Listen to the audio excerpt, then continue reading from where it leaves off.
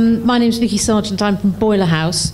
I was wanting to know about the 4IP fund and what sort of things you've funded so far, so we can get an idea. I'm sort of quite interested to know, when you talked about, is it a public service? What does that mean? And is it innovative, which we know could mean anything, and so on. So some examples, please. Okay, not on the spot or anything, but okay, thanks for the questions.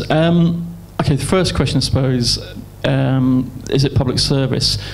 That's a really good one. The way I would categorise this is think about how Channel 4 does public service on television. It's probably the best guide that you can have, really. And if you think of something like Jamie's School Dinners as an example, here is something which is fundamentally great entertainment. It's just a very entertaining piece of content that you can watch and enjoy in its own right as a piece of entertainment. However, because of the messages it sent out, and because it addressed a fundamental gap, I suppose, in that government on the one hand was saying we need to lead healthier lifestyles, on the other hand their own policies in terms of school dinners were not supporting that at all, and so it recognised this fundamental gap and did something to try and address it.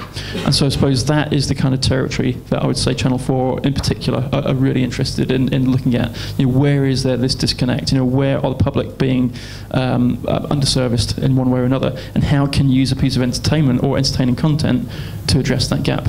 And also think about the high level of impact that show then had. It changes government policy. Jamie's getting invited to Number 10 to talk about this. It's front page news. Something that can have that level of impact, that's gold dust for 4IP. So as a guide, think in those terms. What have we funded already? Okay, that's a bit of a tricky one, because there's over the next few weeks actually we should be making a raft of announcements there. There's the fund has only been open since late October. The commissioning manager from the Channel 4 side has only been in place for literally the last 3 or 4 weeks. And the way the process works is that, as I say, you have a one-page expression of interest first, and then there is a development period. And both ourselves and Channel 4 work very, very closely with you during that period. And that might be to develop the technology, it might be to develop the content, might be, in fact, more often than not, it's to develop the business case or the business model behind that project to make sure that it is robust and it does stand up. So to be honest, there has been quite a long delay in the projects that we've been working with so far to get to the stage where they're really ready to go forward and they're ready for that investment. We're about, I would say, probably about before the end of this month, I would expect there to be some announcements about the first raft of projects we have coming through. So all I can say there is watch this space. Innovative?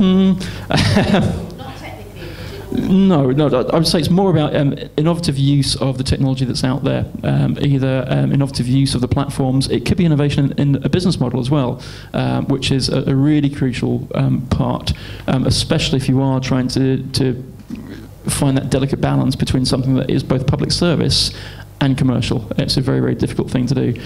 So it could equally be innovative in terms of what is the business model behind your project. Hi, Julia Higginbottom from Aquila TV.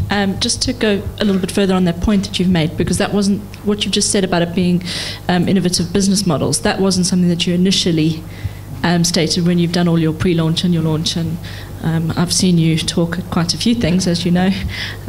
It's nice that you're not doing the same thing today.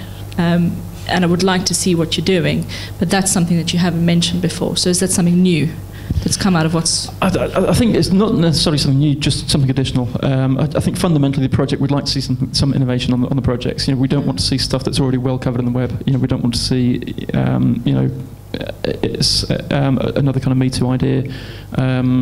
But absolutely that is something that, as particularly from the Screen WM side, and I'm sure AWM as well, it's a key problem. How do you make digital content that pays? How do you find when the culture is for people to almost expect digital content to be free, or to find a way to make it free? How do you make it pay? So if you have something that is going to help find a route through that, then of course we're interested in that.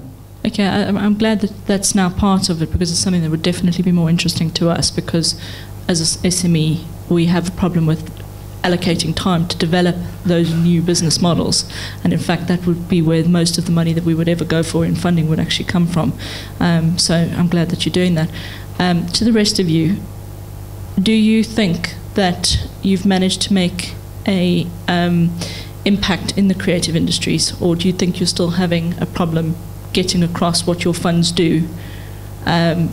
Because I go around quite a lot of these things in with my business. That's my role, and I'm finding a lot of still very jaded, very cynical professionals who are creatives but manage to run very effective businesses who don't feel that any of your funds are necessarily for them. I'll try. We've had a discussion around this before I was in this role from the other side of the fence as well, and I think it's actually part to do with the intellectual property that's inherent in this sector, and that, as I said earlier, there seems to be a disconnect lots of times in the marketplace from VCs in terms of how they look at a company versus how they look at an idea.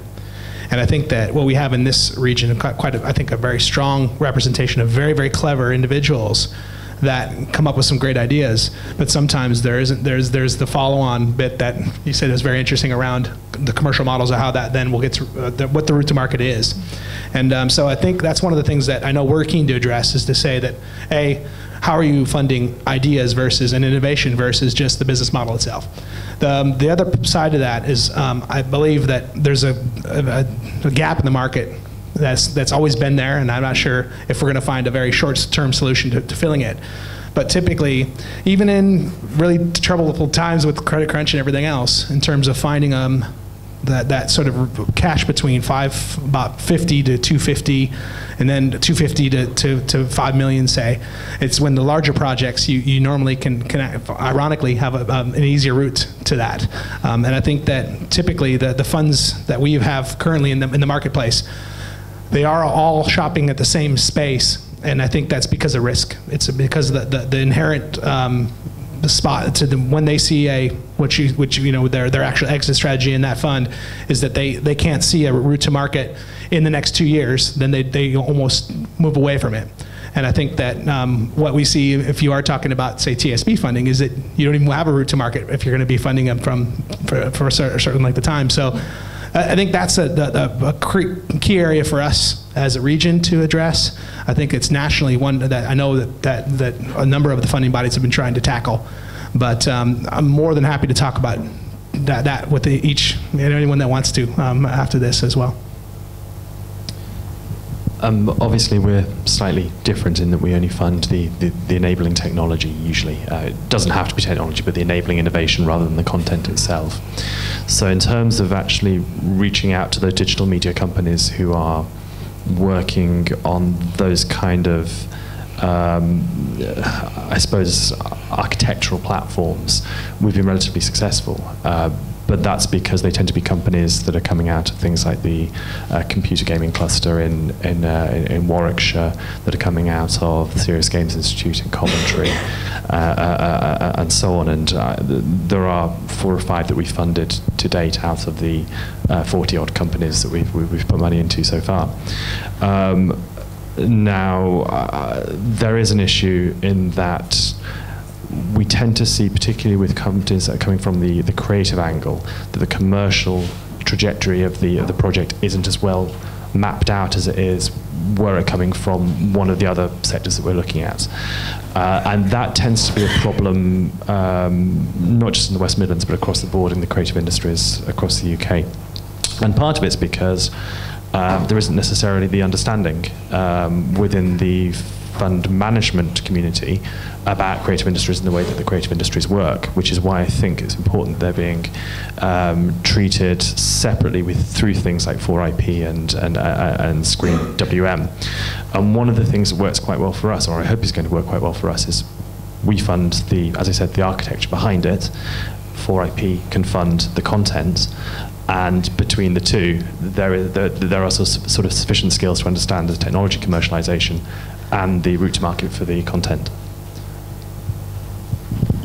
I think the case in the cultural industries is